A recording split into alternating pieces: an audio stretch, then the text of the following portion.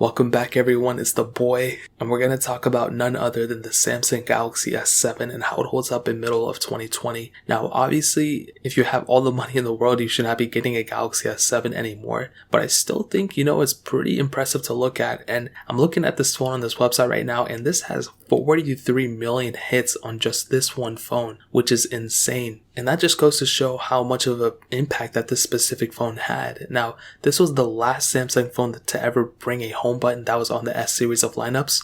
So the S8 eventually just got rid of it, and I think, this phone is a super impressive phone at its core, and there's a lot of weird things about it, but it's mostly good things to note. I mean, you had the Galaxy S7, you had that pretty good screen, you had a lot of different things with it, but sadly, not much has really changed from early on this year. This thing hasn't gotten any updates or anything like that for the most part. But if you want to watch my full review that I did, you can go watch that. Just type in Samsung Galaxy S7 in 2020 and my video will probably be one of the first ones. And this is not a full review, I'm just basically, updating that one for the most part, seeing if anything changed. Now you still have that 5.1 inch Super AMOLED display. It still looks really, really good. It's 1440p, and for the most part, it's a very good looking panel. The PPI on that panel was always really, really high, which was very impressive. It isn't like the best looking screen in the world, but I think for the most part, it's a really, really good looking panel. You have that home button that doubles as a fingerprint sensor, the capacitive keys next to it, that little speaker grill up top, and for having that much bezel, it really doesn't look that bad, which is really cool. You have a micro USB port as well as a headphone jack on this thing, as well as a micro SD card slot, which is very impressive because Samsung took it out on the S6 and they eventually brought it back with the S7.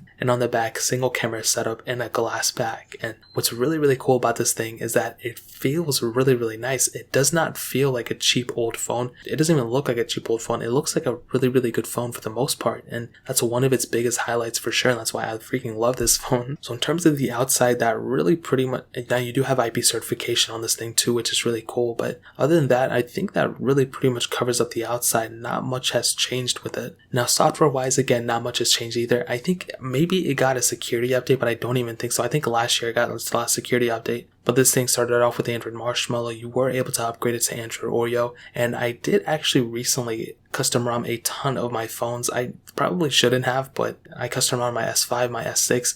I tried to do my S7 and it was not capable of being custom ROM'd, which was weird. At least the model that I had. And I'm not really too sure why, but I could have looked into it. I don't know if it was the Snapdragon version or not. I really don't know, but there are custom ROMs out there. If you have a suitable S7, I would recommend you looking into it, but software wise, that pretty much covers it. Hitting on the performance, this thing has the Exynos 8890 octa chipset, an octa-core CPU, and two different models. Both have 4 gigs of RAM, and the performance is still pretty much how it was early on this year. Not much has changed there. Yeah, I mean, it could have looked better, it could have been performing better and all that stuff, but I mean, it is what it is. There's nothing we can do about it anymore, and I don't really think too many people are still using this phone as a main phone, as everyday thing, so I think for the most part, performance is a decent spot to end at. Again, Samsung probably knew most people probably would switch to the Galaxy S8 when that came out, so performance wise, I think that really pretty much covers it up too. Now hitting on the camera, this thing has a single 12 megapixel camera. Like I said, you can do 4K at 30 on it, which is really cool. And I think the camera overall still looks pretty good. I think it has a lot going for it. The UI is kind of weird, but it has a lot of features. And I think the quality of the camera is really nice. I just probably, it doesn't have multiple camera setups. You cannot do 4K at 60, which,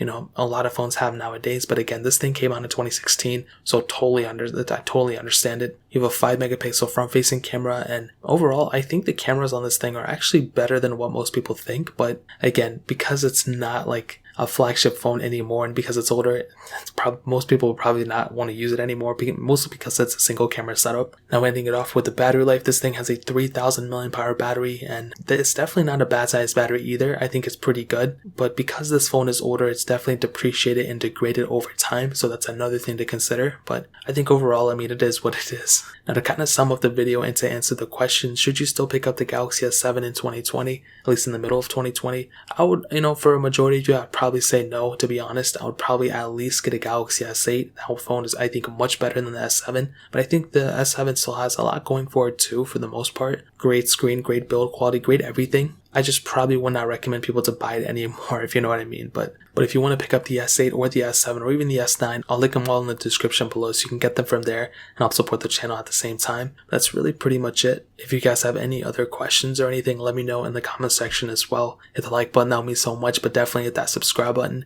Every single subscriber that we get really does count, so it means so much if you guys can hit that. Also check out the other links down in the description as well. My Twitter, my Instagram, my second channel. All those links are linked down below. I'd really appreciate if you guys to check it out. More importantly than everything else, I love every single one of you guys. Hopefully I'll catch you guys in the next video. Peace out till then.